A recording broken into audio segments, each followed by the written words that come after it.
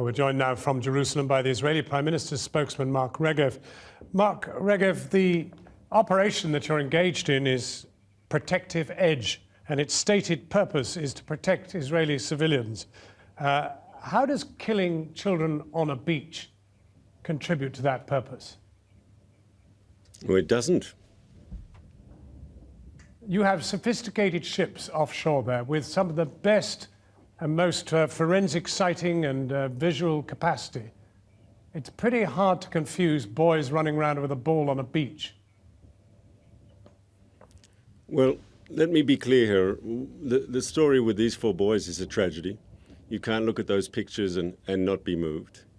But let's be clear. The Israeli military does not target civilians. It does not target children.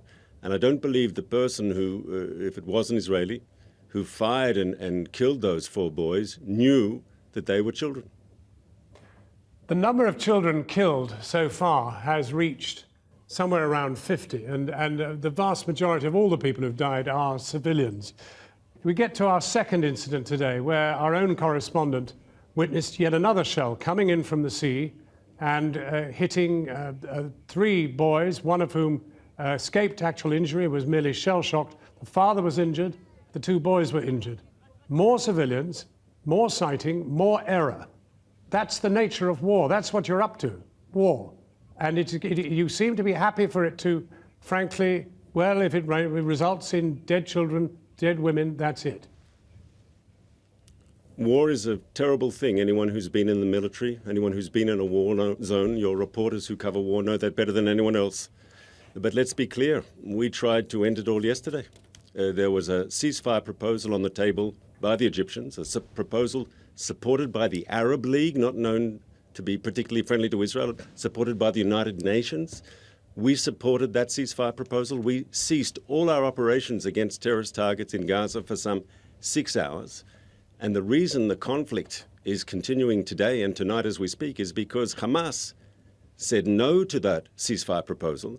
Hamas, in both word, they rejected it, and indeed they continued firing rockets at our people, barraging our cities.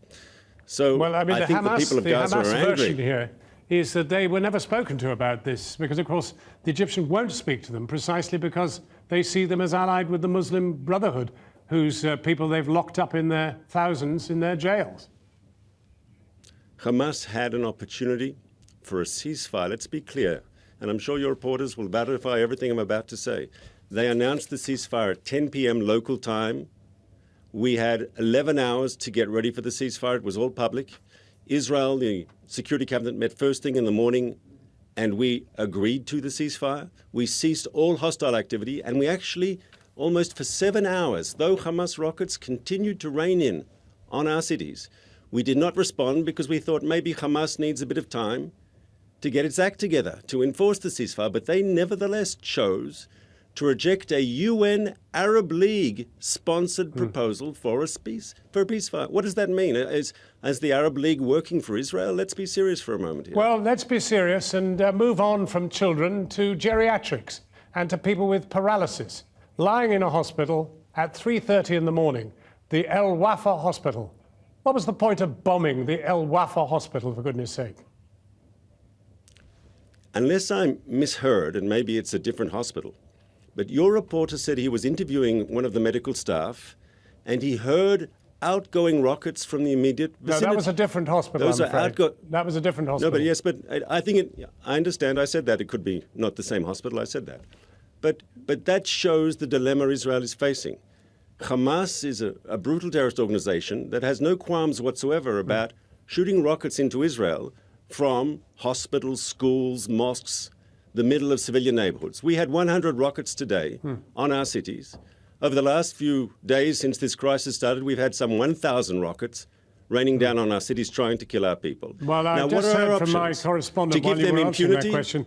It is indeed the right hospital, but he was there and the rockets were near the hospital, but not actually in the premises.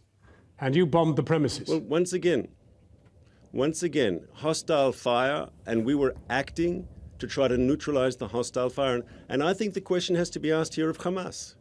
Why are you deliberately embedding the civilian population, shooting your rockets trying to kill our civilians using Gaza's population as your human shield. But Mr. Regev, it is Israeli forces too who are doing exactly the same thing. You are deliberately targeting neighborhoods in which you know there are women and children. And if your sightings can't see boys playing football on a huge, wide beach, then there's something wrong with your equipment. Well, let's be clear here. If you want to go back to the beach, one of the reporters, who I've read all the material that's come out, actually said he thought when he heard the explosion, it was outgoing rockets. And of course, it wasn't in the end, but that just shows that he knows that Hamas is using these urban areas where civilians are living their lives to shoot at us. Now, what's our dilemma? And I hope you'll let me answer this question. They are shooting at Israelis, bombarding our towns, trying to kill our people from urban areas. Now, we have an option not to do anything, to let them continue to shoot. And I think you'd understand that's not a real option. Or we can act as is surgically, as is humanly possible in a very difficult combat situation. Well, and the most unfortunate thing is that despite the most sophisticated weaponry in the whole of the Middle East, you have proved a very serious point. You do not have the capacity. You cannot forensically attack an urban area without killing women and children. Ergo, you have factored in that you will kill children and women. The truth is, this is Hamas's decision for shooting at us from these urban areas. That is a war crime. They should not be doing that, and they should be condemned for it, and I trust you'll condemn them for doing it. Well, it's the United Nations. It's the United Nations who have questioned whether what you're doing is perhaps a war crime. There are grave uncertainties about whether you're acting within the law. I disagree. Oh, yes. 3 days ago, the United Nations questioned very urgently whether it was Nader Pillay who actually raised this question of whether you are, in fact, targeting people and committing a war crime thereby. It's in the air. Can I tell you, I've heard interviews with Palestinians in Gaza, and they've openly admitted they know that they are not the target of the Israeli raids, that the terrorists are the target. You had earlier in your piece, and I think it says a lot, and once again, my source here is Channel 4 News. You said that the Israelis were distributing leaflets that this area will become a combat zone and advising people to leave, and Hamas telling them, no, don't leave, stay, be a human shield for our rockets. That's the whole difference. We are trying as best as we can in a complex combat situation to avoid seeing innocent civilians caught up in the crossfire. Let me ask you a final question. You've tried 3 wars. You've tried virtually everything with Hamas. You've tried everything with Gaza. You've besieged it for 7 years. The people live an intolerable and ghastly life, and you know that better than anybody. Why don't you try one other thing? Talking. Why not talk? Why not be brave and talk directly with them? Why not? But, John, that's exactly what happened yesterday. You talked directly with them? You did not. You did not speak to them. You did not speak to them, and the Egyptians, who were the negotiators, did not speak to them. That is not speaking to Hamas. Why won't you speak with Hamas directly?